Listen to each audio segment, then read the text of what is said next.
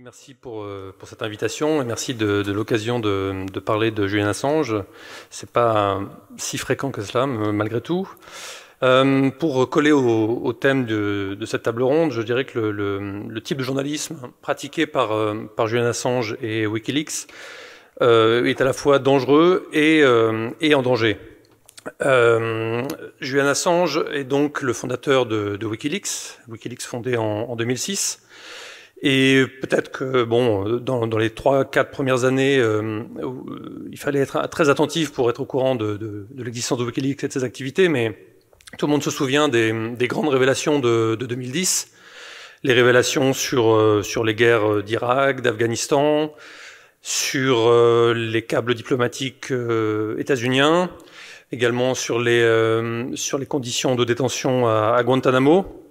Donc des documents là principalement obtenus par la lanceuse d'alerte Chelsea Manning, qui était issue de l'armée américaine, c'est une analyste de l'armée, et donc qui a transmis ces documents à Wikileaks, et très rapidement Washington n'a pas du tout apprécié et a déployé quantité d'instruments pour répliquer, pour neutraliser, isoler Wikileaks et si possible détruire l'organisation et en tout cas la neutraliser.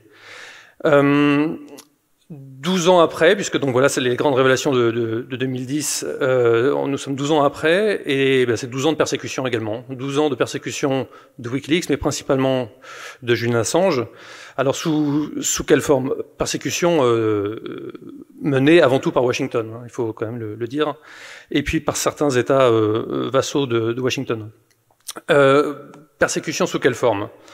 Pour moi, l'affaire Assange, c'est un cas chimiquement pur de lawfare. Ce qu'on appelle le lawfare, c'est l'instrumentalisation politique de la justice. Et là, il y a eu pas mal de créativité pour essayer de nuire à Assange, et il faut bien reconnaître que ça a fonctionné terriblement bien. Il y a eu, vous vous souvenez peut-être, l'instrumentalisation, l'exploitation de ce qu'on appelle maintenant l'affaire suédoise, des prétendues accusations de viol. En fait, le terme de viol vient d'un tabloïd suédois, mais était immédiatement repris et amplifié. Au point que, encore maintenant, on parle d'accusations de viol portées contre Julian Assange. Et donc, à partir de, c'est encore 2010, hein, tout ça. Et ces accusations, évidemment, donc la Suède a réclamé la présence de Julian Assange sur son territoire pour être entendue, alors qu'au préalable, elle l'avait autorisé à quitter la Suède. Et puis toute la persécution commence là, en fait, puisque alors que dans quantité de cas, il est standard d'entendre quelqu'un soit par visioconférence, soit par téléphone, soit d'envoyer quelqu'un, le parquet suédois envoie quelqu'un au Royaume-Uni pour entendre Julian Assange. Ça a systématiquement été refusé. Pourquoi? Parce que le but derrière l'extradition vers la Suède, c'était pas la destination finale. Julian Assange savait qu'il y avait des tractations entre la Suède et les États-Unis pour qu'il soit ensuite envoyé de l'autre côté de l'Atlantique. Il savait également, grâce à des fuites, qu'il y avait un grand jury qui s'était réuni en secret aux États-Unis avec un acte d'inculpation sous scellé. Tout ça, c'est évidemment la suite des grandes révélations sur les guerres d'Irak, d'Afghanistan, la diplomatie. À Washington, on a vu rouge. Et donc, c'est pour ça qu'il, contrairement à ce qu'on dit, il n'essayait pas d'échapper à la justice suédoise. Il savait que derrière l'extradition vers la Suède, il y avait une extradition vers les États-Unis. Pour être correctement informé sur l'affaire Assange, il faut vraiment aller à l'information, parce que la restitution par les médias a été très dysfonctionnelle. On pourra peut-être en parler. Sur ces 12 ans de persécution, il y a notamment 11 ans de privation de liberté sous une forme ou sous une autre. 1 an en résidence surveillée au Royaume-Uni. Puis, il y a 7 ans dans l'ambassade d'Équateur à Londres, puisque les recours devant la justice britannique étaient épuisés en ce qui concerne l'extradition vers la Suède, et Julian Assange a pris la décision de se réfugier à l'ambassade d'Équateur, où il a reçu l'asile politique du président de l'époque, Rafael Correa. Donc voilà, 7 ans de plus, et depuis 3 ans, il est dans la prison de Belmarsh, qui est connu comme l'équivalent britannique de Guantanamo. Il est à l'isolement 23 heures sur 24. Son état de santé s'est beaucoup dégradé. Il s'est dégradé déjà pendant le long séjour dans l'ambassade d'Équateur, où il n'était pas exposé à la lumière du soleil, ce qui est indispensable pour les êtres humains. Il faut une dose minimale d'exposition au soleil. Donc il y a une quantité de problèmes physiques qui se sont accumulés, qui n'ont pas été traités, puisqu'il aurait dû également sortir de l'ambassade pour subir des examens médicaux, une IRM. Toujours, on lui a refusé un sauf-conduit pour sortir, faire les examens et rentrer. Donc tous ces problèmes se sont accumulés, aggravés. Des problèmes pulmonaires, des problèmes au dos, dentaires, plus les aspects psychologiques, puisque Nils Melzer, le rapporteur spécial de l'ONU sur la torture, a établi avec deux experts médicaux indépendants que Julian Assange était victime de torture psychologique. Et la torture psychologique, c'est pas de la torture bis, c'est de la vraie torture. D'ailleurs, je signale le livre de Nils Melzer, qui pour l'instant existe en allemand, en suédois et en anglais. Il y aura une version française dans le courant de cette année. Et j'encourage tout le monde à lire ce livre, parce qu'il établit clairement les faits sur la réalité de cette persécution, notamment sur le volet suédois, puisque Nils Melzer est suisse, mais il a également la nationalité suédoise. Il a lu l'intégralité des documents concernant le volet suédois, et il me semble qu'il établit de façon définitive l'instrumentalisation de cette affaire-là. Nils Melzer, dont le mandat prend fin, je crois, d'ici 10 jours, malheureusement, je pense qu'il continuera à défendre Assange après. Il a fait savoir que, donc, dans le cadre de son mandat de rapporteur spécial de l'ONU sur la torture, il n'avait jamais rencontré une telle hostilité de la part des États. Quand il demandait être reçu pour leur parler d'Assange, il a constaté une grande hostilité. On lui mettait des bâtons dans les roues systématiquement. Donc manifestement, derrière l'affaire Assange, les esprits sont très échauffés. Quels sont les autres moyens de persécution, à part le lawfare dont je vous ai parlé? Donc maintenant, il y a une procédure d'extradition. Les États-Unis réclament Julian Assange pour un procès dans lequel il encourrait jusqu'à 175 années de prison, en vertu notamment de l'Espionnage Act, qui est une loi interne américaine de 1917, qui avait été conçue pour réprimer, intimider les pacifistes durant la Première Guerre mondiale aux États-Unis. Donc, voilà, cette loi est utilisée pour poursuivre un journaliste australien dont l'organisation de presse est basée en Europe, et il encourait jusqu'à 175 années de prison. Enfin, quand on énonce les choses comme ça, c'est sidérant, et on est étonné que ça mobilise pas davantage. On pourra revenir là-dessus. Donc, il est donc en prison depuis 3 ans. Pour vous faire un rapide point sur la procédure d'extradition, dans un premier temps, la justice britannique avait refusé l'extradition, car elle avait estimé que Julian Assange était exposé à un risque de suicide s'il était envoyé aux États-Unis et incarcéré dans les prisons de haute sécurité là-bas. Mais les États-Unis ont fait appel de cette décision, et en décembre dernier, les États-Unis ont remporté cet appel. De quelle façon? En présentant ce qu'on appelle des garanties, des assurances à la justice britannique, qui sont essentiellement les suivantes.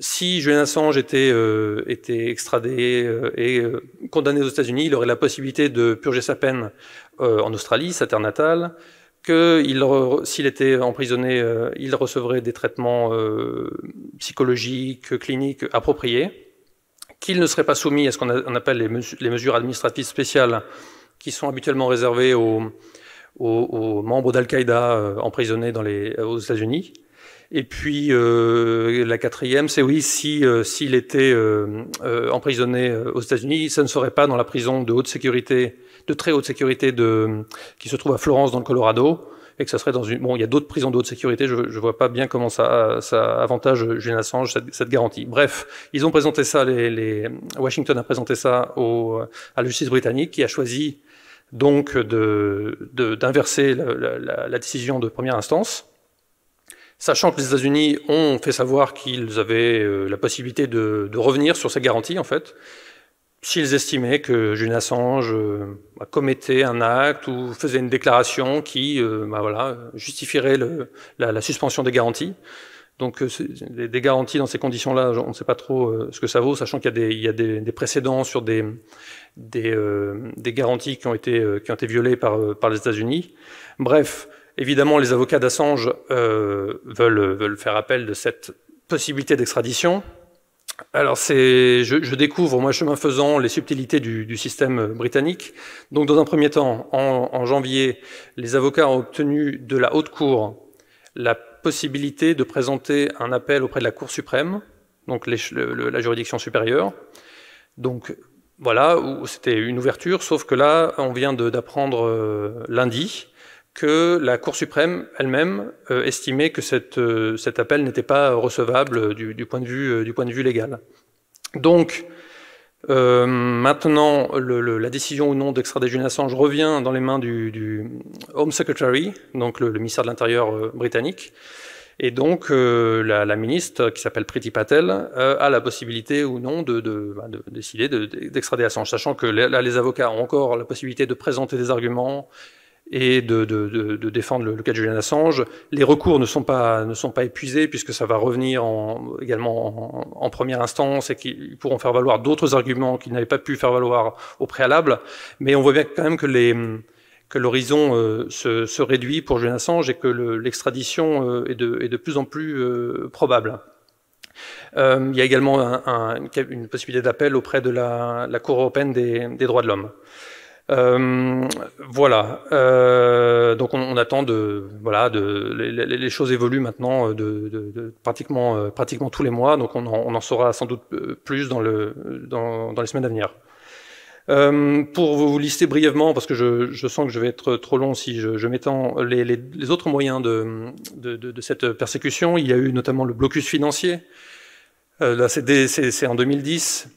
Lors de ces grandes révélations, le Western Union, PayPal, Bank of America, j'en oublie, plein d'organismes qui permettaient de faire des dons à Wikileaks, eh bien, ont interdit de le faire. Et Julian Assange avait dit à l'époque que ça avait amputé de 95% les ressources de Wikileaks.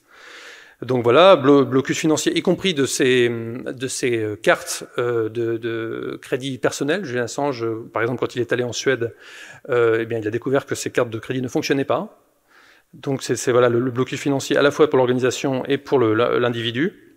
De nombreuses attaques informatiques également. Wikileaks a subi beaucoup d'attaques informatiques. Heureusement que derrière, il y a des informaticiens de génie, dont Julian Assange, pour se prémunir contre ça, et puis également des organisations qui soutiennent Wikileaks et qui permettent de parer ces attaques.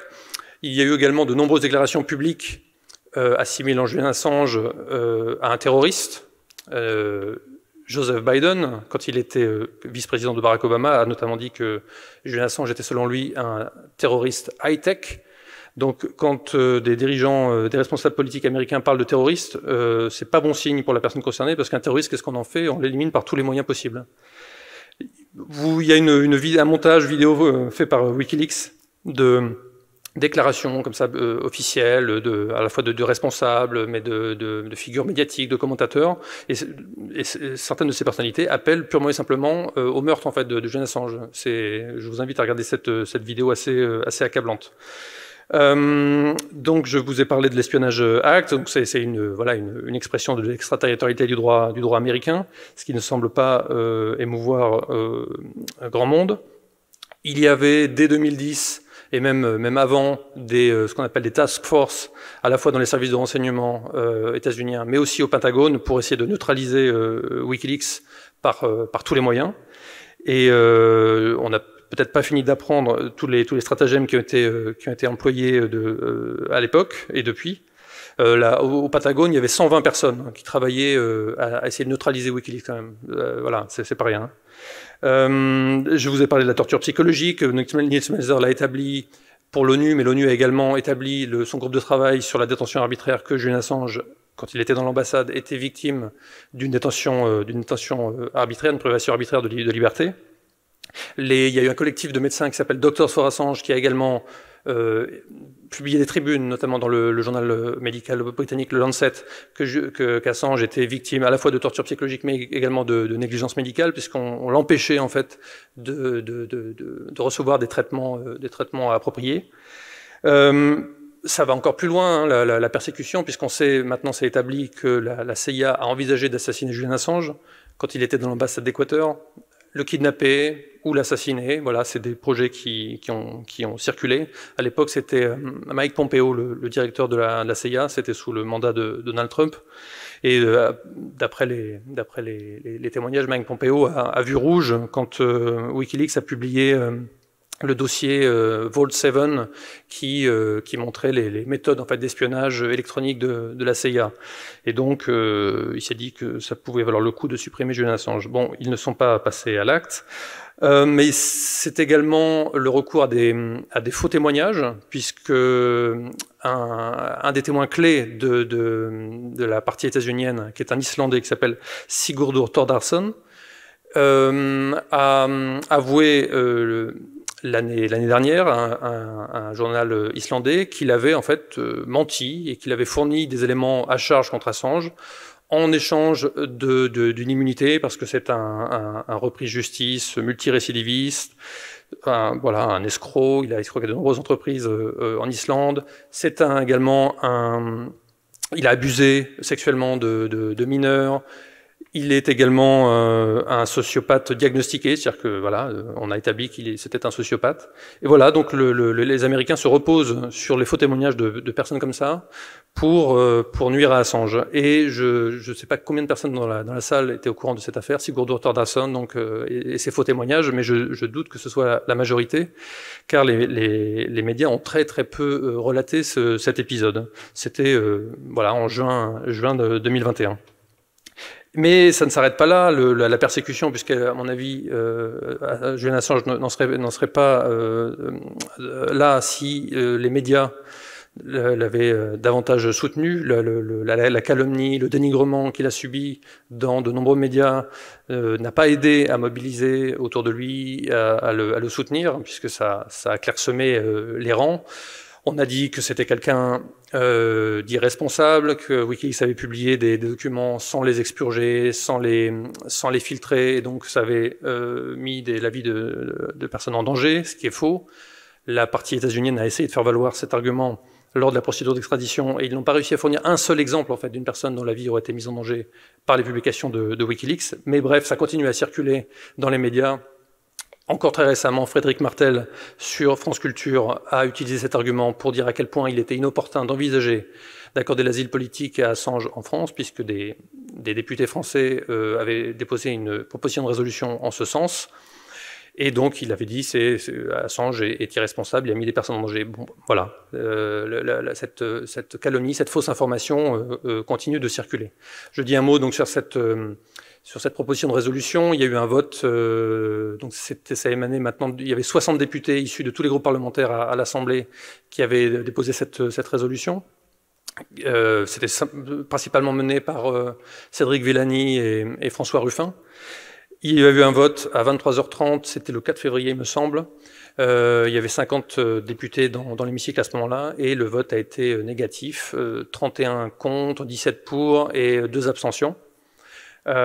C'est la majorité qui s'est mobilisée pour voter contre. Avec quel argument? Eh bien que le Royaume-Uni était un État de droit, qu'il fallait pas s'ingérer dans ses affaires intérieures, qu'il fallait laisser la procédure d'extradition aller à son terme.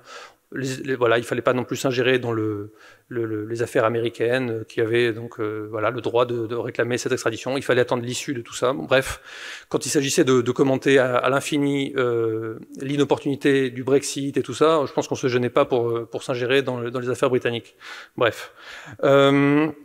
Donc le vote est négatif. Bon, l'obtention de l'asile politique ne libérait pas pour autant Assange des procédures au Royaume-Uni.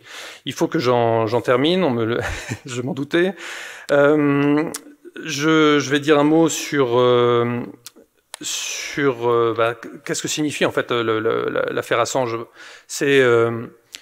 C'est pour l'exemple, en fait, que le Washington s'acharne sur Julian Assange. Il s'agit à la fois de dissuader d'autres journalistes de marcher sur les pas de Wikileaks, de s'inspirer du travail de Wikileaks avec ces révélations extrêmement importantes qui ont nui à l'image de Washington, et il y avait de quoi, hein, puisque bon, je vous invite à consulter de nouveau les révélations de 2010. C'est impossible de les épuiser, hein, sur les exactions en Irak, sur les victimes civiles, la pratique des bombardements par drone qui font énormément de victimes civiles, une majorité d'ailleurs. Hein. Bref, peut-être que vous avez vu la vidéo Collateral Murder qui est maintenant assez familière, hein, par ces images. C'était la vidéo d'un crime de guerre à Bagdad où 18 personnes avaient été tuées. C'est un hélicoptère américain qui avait tiré dans le tas, confondant le téléobjectif d'un appareil photo avec un lance-roquettes. Voilà, une erreur de bonne foi qui a coûté la vie à 18 personnes, dont 2 journalistes de l'agence Reuters sur place. Et à ma connaissance, les seules personnes poursuivies dans le cadre de ces faits sont Chelsea Manning, la lanceuse d'alerte, et Julian Assange, pas ceux qui ont commis l'acte, et pas leur hiérarchie, pas leurs supérieurs, etc. Donc voilà, il s'agit d'intimider à la fois les journalistes qui seraient tentés d'imiter Julian Assange, mais également il s'agit d'intimider les lanceurs d'alerte. Ne vous avisez pas de transmettre des documents à des organisations telles que Wikileaks, parce qu'on va taper très fort. Chelsea Manning a fait 8 ans de prison en tout, 7, puis elle a été libérée, puis réincarcérée en espérant la faire parler en fait sur Assange et Wikileaks pour donner des billes à l'accusation américaine, ce qu'elle a refusé de faire. C'est une femme extrêmement courageuse. Elle a été graciée, mais elle n'est pas amnistiée. Bon, bref, on pourrait parler d'autres lanceurs d'alerte états-uniens, Daniel Hale, qui a été condamné à 45 mois de prison pour avoir dénoncé le programme justement de drones et de bombardements par drone, John Kiriakou, qui a fait 30 mois de prison, je crois, pour avoir dénoncé le programme de torture de la CIA. C'était lui-même un agent de la CIA, donc c'est la seule personne à avoir fait de la prison dans le cadre du programme de torture de la CIA, c'est la personne qui a dénoncé ce programme. Voilà où on en est. Je vais pas en dire plus. Peut-être qu'on pourra discuter de l'attitude des médias, des journalistes dans l'affaire Assange, parce qu'il me semble que là, il y a eu de très très graves dysfonctionnements.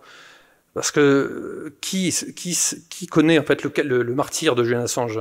Et s'il n'est pas connu davantage, mieux, c'est qu'il y a un problème dans le traitement médiatique de cette affaire, qui à mes yeux devrait être l'affaire Dreyfus de notre temps. En fait, l'affaire Assange, ça devrait être l'affaire Dreyfus de notre temps. Ce n'est pas le cas. Et il y a des raisons à cela. Il y a un manque de mobilisation de la presse, des intellectuels. Il y a des organisations qui défendent très bien Assange, dont la Fédération nationale des journalistes, mais également le SNJ, le SNJ-CGT, maintenant la LDH, Reporters sans frontières, Amnesty International. Il y a eu des retards à l'allumage, mais c'est mieux maintenant. Mais tout ça ne se traduit pas par une vaste campagne qui serait nécessaire pour obtenir la libération de Julian Assange et le sortir de son calvaire. Je vous remercie.